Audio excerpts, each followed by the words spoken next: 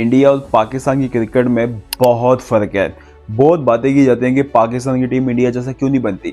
हमें सिर्फ result ground पे चाहिए। उसके पीछे जो थॉट प्रोसेस है, वो जो बैक एंड पे चीज़ें हो रही है ना, हम उसमें जाने को तैयार ही नहीं है। यार आपके सिस्टम का उस सिस्टम से कंपैरिजन हो ही नहीं सकता। आप जानते हैं इस टाइम गौतम गंभीर की सैलरी कितनी है? पाकिस्तानी वो तकरीबन 3 करोड़ रुपया ले रहा है, क्योंकि वो इंडियन 1 करोड़ रुपया ले रहा है, ऑलमोस्ट 1.25 करोड़ रुपया ले रहा है। तो आप अपने कोचेस को ये पैसे तो अफोर्ड नहीं कर सकते। आपके पास बहुत लेजेंड्स है, वसीम है, वकार है, शुएब है, कोई उसमें कोचिंग में आने को तैयार नहीं है, क्योंकि आप वो पैसे ही नहीं प्रोवाइड करते। उनको पता है 20-30 लाख ही मिलना है पूरे महीने का। ये तो हम कमेंट्री करके टीवी पे बैठ के बातें करके बगैर क्रिटिसिज्म के भी कमा सकते हैं। जब आप उतने पैसे ही नहीं दे रहे तो कोई क्यों आना चाहेगा? इसीलिए आप फॉरेन कोचेज कोचेज वो आते हैं जिनका अपना कोई स्कोप ही नहीं है। जैसे मिकी आर्थर है, वो तो कुछ नहीं है ना, वो तो टीवी पे बैठ के बातें नहीं कर सकता। माइक हैसन तो कोई एग्जिस्ट नहीं करता ना, माइक हैसन तो आ जाएगा, बड़ा नाम नहीं आएगा। आप देखेंगे विव रिचर्ड कभी भी नहीं आता, वो आपके कोयटा ग्लैडिएटर में आता है, लेकिन जब आप उसको बुलाएंगे ना कि यार प्लीज़ काइंडली हमें कोचिंग करो, तो वो नहीं आता। आपने मैथ्यू हेडन को 2 दफ़ा वर्ल्ड कप में बुलाया, लेकिन वो सिर्फ मेंटोरशिप के लिए आया, वर्ल्ड कप के लिए। वो परमानेंट रोल में वो भी नहीं आता, ठीक है। और आपके अपने बंदे आपको आने को तैयार नहीं, क्योंकि आप वो पैसा ही नहीं देते। आप दें 1 करोड़ रुपया शुएब अख्तर को, बन जाएगा कोच, बिल्कुल बन जाएगा, क्योंकि आप भी देने में राजी नहीं, आपके पास इतना पैसा ही नहीं है। तो आप इन लोगों को नहीं आते। तो पहली चीज़ तो ये हो गई कि आपका सिस्टम उनके साथ मुकाबला हो ही नहीं सकता। इंडिया के जहाँ तक बात की जाए ना, मैं सिर्फ उनकी कीपर्स के नाम लेता हूँ, तो आपको यहाँ से अंदाज़ा हो जाएगा कि हम कितना पीछे हैं, वो कितना आगे हैं। संजू सैमसन है ना, वर्ल्ड कप का best performer, man of the tournament बना है। अगर ये ना होता, ऋषभ पंत होता, अगर ये भी ना होता, राहुल होता, तो ये 2 बंदे इनके टेस्ट और वनडेज में अकोमोडेट हुए हैं। उन्होंने फिक्स किया हुआ है, वनडे शुभमन गिल खेलेगा, राहुल खेलेगा, शेरियस अय्यर खेलेगा, T20 अभिषेक शर्मा खेलेगा, संजू सैमसन खेलेगा, तिलक वर्मा खेलेगा। टेस्ट मैचेस की बात है, शुभमन गिल खेलेगा, वहाँ पे जायसवाल खेलेगा। उन्होंने बंदे फिक्स किए हुए हैं। उनके पास इतना बड़ा पूल है कि आप सोच नहीं सकते। तो आप उस सिस्टम का इस सिस्टम से मुकाबला नहीं कर सकते। आपका सिस्टम, मैंने डोमेस्टिक क्रिकेट आपकी देखी है, नेशनल T20 हुआ है, फाइनल अभी बारिश की वजह से रुका हुआ है, नहीं हुआ फाइनल ना, पता नहीं कब होता है।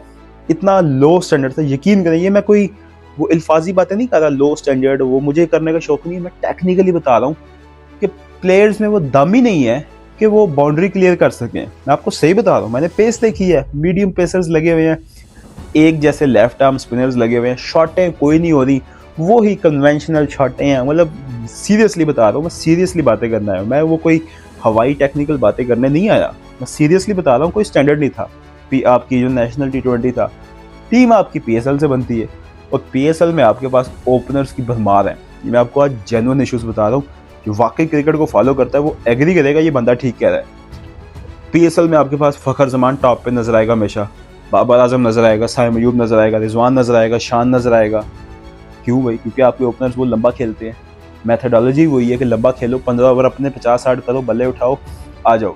और फिर आप ढूंढते हो स्लॉगर्स, क्योंकि आपकी जब टीम बनती है ना, तो उसमें नॉन ओपनर्स बहुत ज़्यादा हैं जिनको एज अ नॉन ओपनर खिलाया जाता है, ठीक है। आप जब अपनी टीम बनाते हो, कोई भी टीम अपनी भेजते हो, तो 5-6 ओपनर्स होते हैं।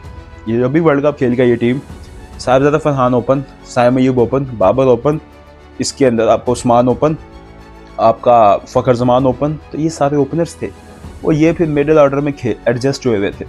तो आप अपनी टीम बनाते नहीं हो। मैं बताता हूँ आपको, अगर आपको मिडिल ऑर्डर चाहिए हो, आपको क्या करना चाहिए? आपको एक मैसेज कन्वे करना चाहिए टीम्स को, फ्रेंचाइजीज को, या ओवरऑल आपको अपने उसको एक टास्क देना चाहिए कि हमें नंबर 5 का बैट्समैन चाहिए। पूरे टूर्नामेंट में हर टीम के नंबर 5 के जो कंसिस्टेंट बैट्समैन हैं उनको देखो कि वो कैसे खेलते हैं। ढूंढो, 5 का ही ढूंढो, 4 का ढूंढो। जैसे हफीज़ था, जैसे मलिक था, जैसे दुनिया के और भी बहुत से प्लेयर्स हैं, उनको बारी लेनी भी आती है, उनको शॉटें लगानी भी आती है, उनको फिनिश करना भी आता है। आपके बंदे, आपके 2 होते हैं, और आपके एक टैंक है ऑलराउंडर्स का, वो खुल जाता है, जिसमें शदाब है, नवाज है, फ़हीम है, शहीन कहता है मैं भी शॉटें लगा लेता हूँ। उसकी कोई समझ नहीं आती, उसकी कोई लॉजिक नहीं है। क्रिकेट में अज़लों से चीज़ चलती आ रही है, आगे भी चलेगी। वो कोई पागल नहीं थे जिन्होंने ये चीज़ शुरू की थी। कि 4 बॉलर्स होंगे, 7 बैट्समैन होंगे, 6 बैट्समैन होंगे भाई, एक कीपर होगा और एक आधा ऐसा होगा जो कर लेगा, कोई बात नहीं। आपके पास एक आधा सही है और बाकी आपके टूटे फूटे हैं। तो एक टूटी फूटी टीम लेके आप हमेशा वर्ल्ड कप में चले जाते हो। आपको पता है जब पाकिस्तान की टीम अनाउंस होती है ना, कोई भी ICC में आता है, पाकिस्तानी कौम बस उस दिन खुश होती है जब हम मीडिया पे खबरें देखते हैं कि आज आपकी टीम की रवानगी है। वो वाइट टी-शर्ट पहन के, ग्रे या ऑफ वाइट आप कह लें कि वो अपनी पैंट पहन के, ठीक है, कॉफ़ी पी रहे होते हैं। अक्सर कॉफ़ी वो हैंड फ्री लगे होते हैं, ब्लूटूथ आगा ऐसे चलता, बाबर आजम भी वो लगाया होता है। वो दिन होता है, हमें खुशी होती है कि टीम जा रही है। उसके बाद हम एक डिप्रेशन में चले जाते हैं कि यार ये हमने किस टीम को फॉलो करना शुरू कर दिया, क्योंकि पहले मैच में हमें कुछ ऐसा नज़र आ जाता है, हम समझते हैं कि यार हमारा इस वर्ल्ड कप में कोई स्कोप नहीं है, हम इस वर्ल्ड कप में कहीं नहीं जा रहे, क्योंकि हमें वो अप्रोच ही नज़र नहीं आती, हम छोटी टीमों के खिलाफ फंसे होंगे। तो आपको ये चीज़ें ठीक करनी पड़ेगी। आपकी जो ऑडियंस है गिर गई है, बहुत गिर गई है। ओवरऑल क्वालिटी क्रिकेट तो पूरी दुनिया में डाउन हुई है, आपकी तो बिल्कुल ही ख़त्म हो गई है, आपकी बिल्कुल ख़त्म हो गई है। आपकी व्यूअरशिप नहीं, आपको माइंडसेट की मुझे समझ नहीं आती, किस माइंडसेट के साथ आप ये वनडे की स्क्वाड बना रहे हैं। आप ठीक है, आपने रेस्ट किए दिया ना प्लेयर्स को, दैट्स ओके। आपका माइंडसेट तो वही है ना। ये जो आपने वनडे सीरीज़ खेली है बांग्लादेश के खिलाफ, शाहीन आपका मेन बॉलर था, हारिस रऊफ आपने खिलाया, इब्रार खिलाया, 3 बस। आप 3 बॉलर से वनडे जीते। आपने सोचा फ़हीम भी कर लेता है, आगा भी कर लेता है, माज भी करने लग गया है, हुसैन तलत भी कर लेता है। और भाई किसी दिन आपका वर्ल्ड कप का क्रूशल मैच होगा, न्यूजीलैंड से मैच है आपका फॉर एग्जांपल, और आपकी टीम 240 पे आउट हो गई, डू और डाई मैच है। अब आप न्यूजीलैंड को 240 पे कैसे आउट करोगे? न्यूजीलैंड तो मारेगा इस आगा को, न्यूजीलैंड तो मारेगा हुसैन तलत को, न्यूजीलैंड तो नहीं छोड़ेगा ये हुसैन इसको, फ़हीम अशरफ। आप आउट नहीं कर सकते। आपके और आपके जो मेन 3 बॉलर हैं उनमें से भी किसी को ऑफ डे होगा, और लाजमी होता है। शाहीन का तो अक्सर ही होता है, हारिस का तो होता ही ऑफ है। तो आप वर्ल्ड कप नहीं जीत सकते, आप टूटी फूटी टीम से वर्ल्ड कप नहीं जीत सकते।